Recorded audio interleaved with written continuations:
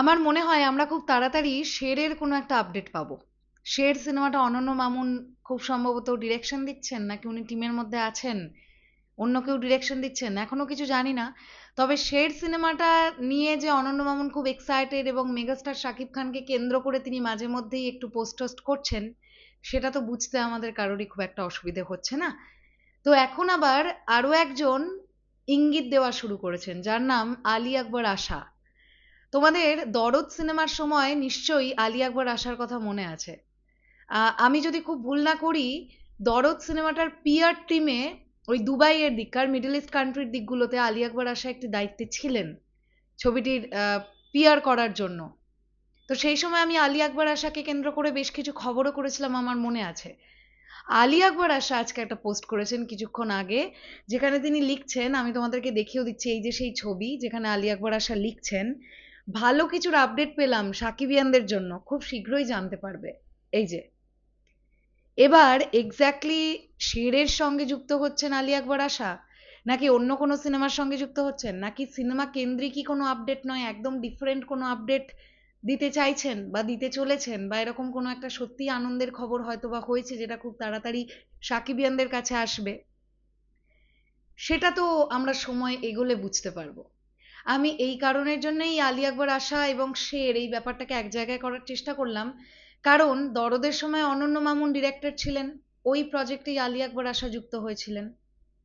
In fact তোমাদের মনে থাকবে নিশ্চয়ই, মেগাস্টার শাকিব খান যখন দুবাইতে গোল্ডেন ভিসা পেলেন, সেই সময়তেও আমরা আলী আকবর আশাকে দেখতে পেয়েছিলাম, তিনি পোস্ট করেছিলেন। মেগাস্টার শাকিব খানের সঙ্গে তিনি মিট করেছিলেন, তার সঙ্গে ছবিও আছে, আমরা দেখতে পেয়েছি বিগত দিনে সেই জিনিসগুলো। তো তিনি যখন ইঙ্গিত দিচ্ছেন সাকিবিয়ানদের জন্য একটা ভালো খবর খুব তাড়াতাড়ি নাকি আমরা সেটা জানতে পারবো, এবার এটা কি খবর সেটাই জানার জন্য আমাদের ওয়েট করতে হবে। আসলেই আমরা বুঝতে পারছি না মেগাস্টারের পাইপলাইনে এখনো পর্যন্ত কোন কোন সিনেমাগুলো আছে। আমরা হিমেল আশরাফের ছবিটা জানতে পারছি ওটা হবে এই বছরে, যেমন সোলজার আসবে। আবার আমি দেখছিলাম আজকে বিকেল সন্ধ্যাবেলা থেকে এই ধরনের পোস্টও হচ্ছে সোশ্যাল মিডিয়ায়, যে আগুন বলে সিনেমাটা, যেটা ডিরেক্টর মোস্ট প্রবাবলি ছিলেন বদিউল আলম খোকন, নায়িকা ছিলেন জাহারা মিতু, ওই সিনেমাটা নাকি দুর্গাপুজোয় রিলিজ দেওয়ার একটা প্ল্যানিং হচ্ছে। আমি জানি না ওই সিনেমাটা এখন রিলিজ দিলে কতদূর কি হবে বা কতটা উচিত বা অনুচিত, এটা নিয়ে আমি কোনো কথা বলবো না। কিন্তু আমরা যেটা জানি, নতুন সিনেমা হিসেবে সোলজার এবছরের ডিসেম্বরে আসছে, আর হিমেল আশরাফের ডিরেকশনে একটি গল্প আসছে। এর পরবর্তীতে আর কোন কোন গল্পগুলো গ্রিন সিগন্যাল পেয়েছে এখনো পর্যন্ত আমরা কিছুই জানি না।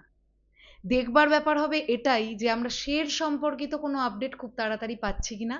এবং আমি যেটা আইডিয়া করছি, যে আলী আকবর আশা শেরের সঙ্গেও যুক্ত, যেহেতু তিনি দরদের সঙ্গে যুক্ত ছিলেন, যেহেতু দরদের প্রডিউসার ছিল কলকাতা থেকে SK Movies and Action Cart Entertainment, শেরের ক্ষেত্রেও সেই দিকেই যাচ্ছে কিনা জলটা।